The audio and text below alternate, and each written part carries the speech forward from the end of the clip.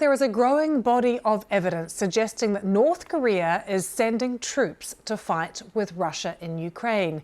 Videos have emerged that appear to show North Korean soldiers training on Russian soil. You can see them here collecting their supplies and their uniforms.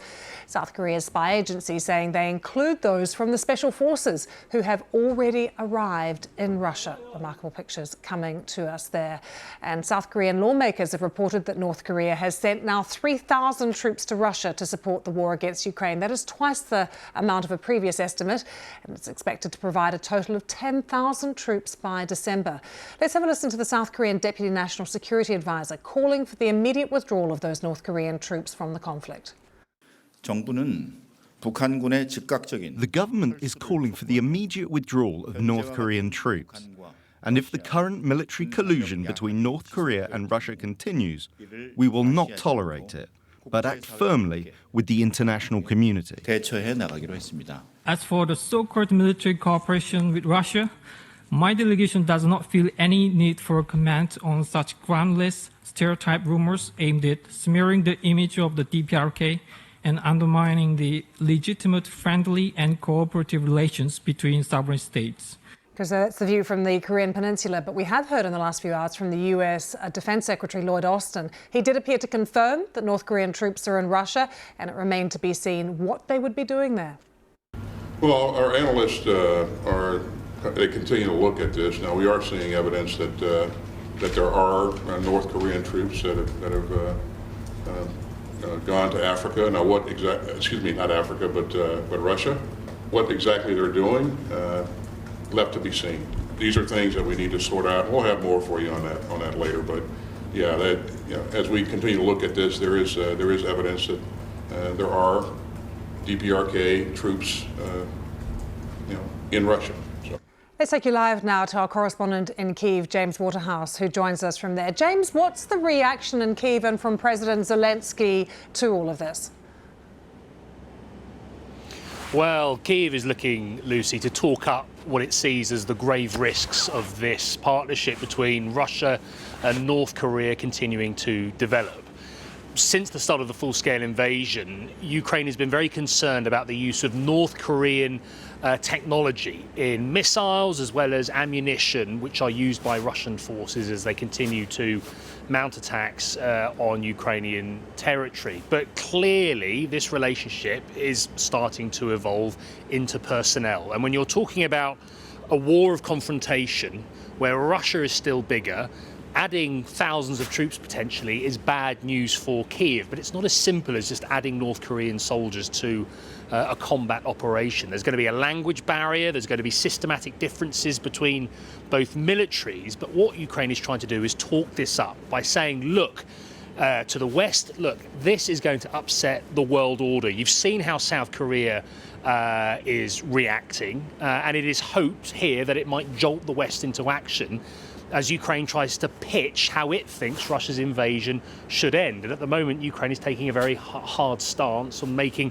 not very many concessions, let's put it like that. But in terms of this relationship between Moscow and Pyongyang, it's mutually beneficial.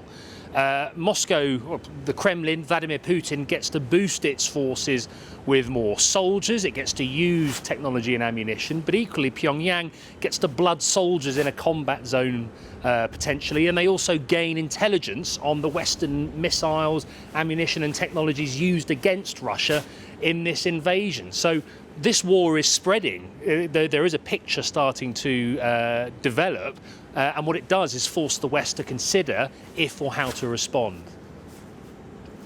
We're also showing our viewers a QR code where they can watch and listen to the latest edition of Ukrainecast. Now, I've actually been speaking to the UK's Chief of the General Staff. He's just retired, General Sir Patrick Sanders. It's the first big interview he's given since he retired, and they actually addressed with him this very issue, the consequences of the North Korean involvement in the war, and how, as you've mentioned as well, James, it's going to bring South Korea into the conflict, particularly their defence industry.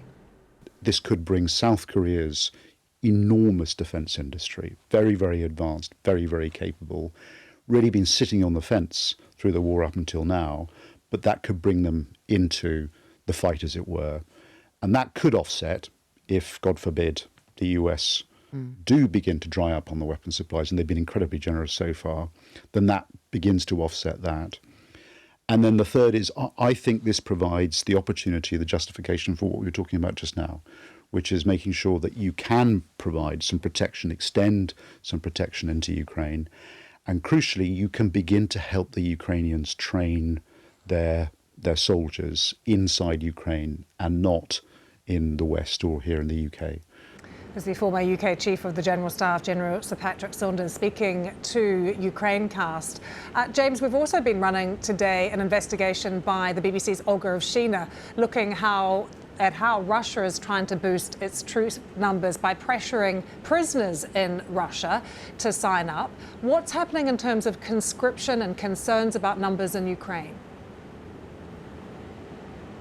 Well, I mean, Ukraine has its own personnel headaches. I think if you look on the Russian side, clearly if it's turning to North Korea and convicted criminals as it has done over the past year, that's reflective of losses it's sustained on the front line. Ukraine, as a democratic country, has different kinds of challenges. President Zelensky has had to pass a controversial mobilization law many months ago, which applied to men between 25 and 60. There are a few exemptions to get you out of being mobilized, but it's seen as controversial, it's seen as deeply unpopular, and even, notwithstanding ammunition and machinery issues from Western allies, which seem to have been relatively shored up of late, Ukraine is looking continually for more soldiers to give those on the front line a rest who've been fighting for the best part of 2.5 years now, but also to replace those who've been killed or injured. And what's given this law a body blow in the last few days,